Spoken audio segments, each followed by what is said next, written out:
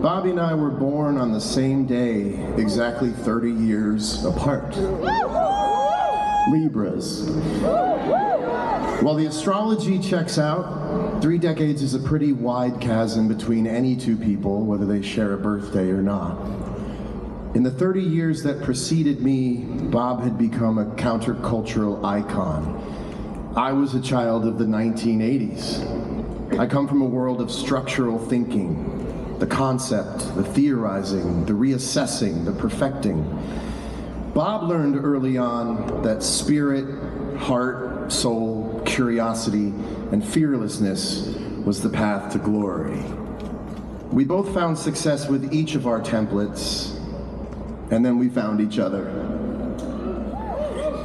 The echoes of the music Bobby and the Grateful Dead made would lead me to him through whatever strange and nervy knack I have for sidling up next to the things I'm in awe of.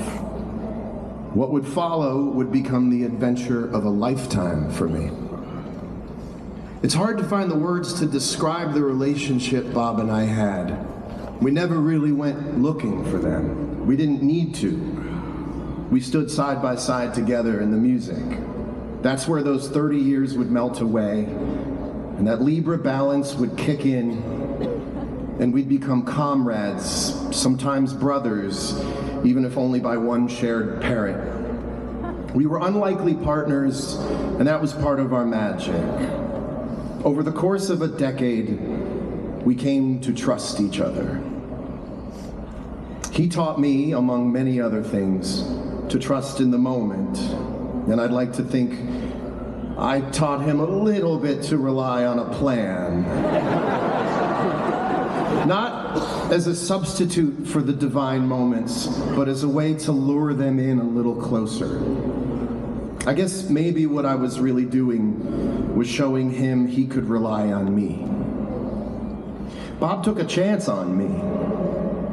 He staked his entire reputation on my joining a band with him. He gave me musical community. He gave me this community.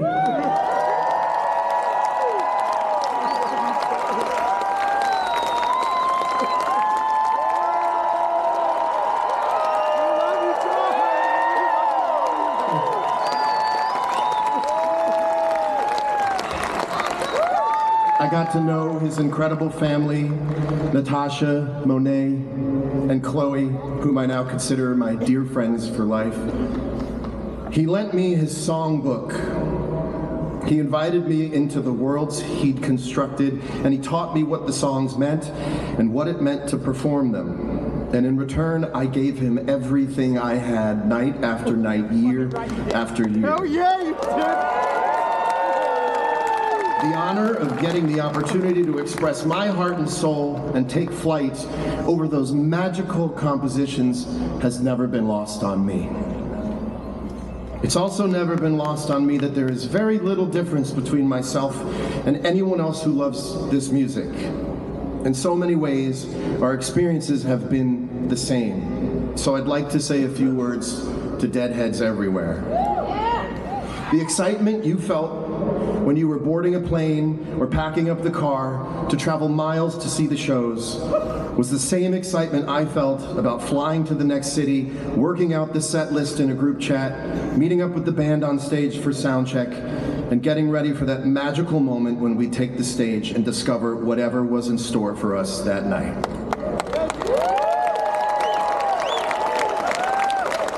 When tours would end, you would come home, dump out on your couch, and sleep for 2 days straight. I would do the same, and I could feel the connection we shared together. All of us tired and weary, our hearts so full of music and memories, waiting on the next bit of chatter that it could all happen again. When we played multiple nights in the same city, the afternoons in between felt as if we were suspended in a dream, waiting to become reanimated as soon as the first note of the next show would play. You might have gone to work, and your colleagues wouldn't understand why you were only half there. It's because the other half of you was still at the venue, ready to become whole again by the music. And I felt the same. The hours before the next show existed only to bring the next show closer to us all. And to the countless musicians who have shared a stage with Bobby, I share in this sadness with you. To have played behind him is to know how the songs go. We will forever share stories of what we learned from studying under a master, and we will go on to teach others how he saw this music, how to leave room to hang a note, how to embody the main character of each song, giving the music everything those characters require for their stories to come to life. And after all we've shared together, something new has arisen. A sadness so hard to put into words and nowhere near being fully realized. We have only begun to make sense of what's gone missing. And in the end, Bobby was right again. Because all we can do is hold on to this moment, and I don't have the faintest idea of a plan.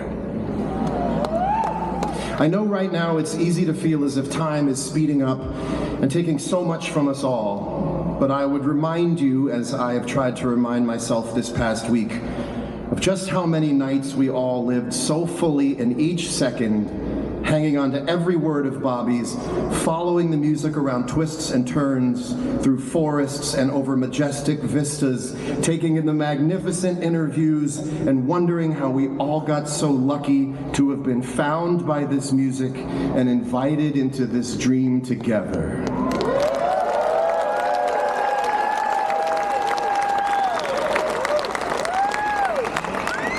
Bob had mentioned that Jerry had never really left him, that he still felt him up on his shoulder. And now Bob will be forever perched over my shoulder. I expect to see him in my dreams for many nights to come, when we'll take that stage together with the rest of the band, and weave notes around one another, and I will wake up with a smile, remembering the beauty of it all.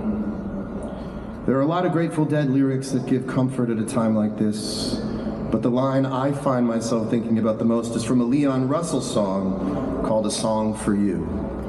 And I'd like to think I can hear Bobby saying these words to us all this afternoon. But now I'm so much better, so if my words don't come together, listen to the melody, 'cause my love is in there hiding. And so we will all keep listening, together. 300 years, Bobby. Now that's a plan I can get behind.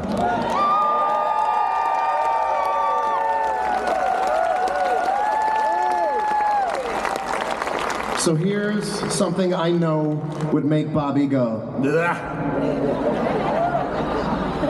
Thank you, Maestro. You changed my life. I will love you forever. Thank you.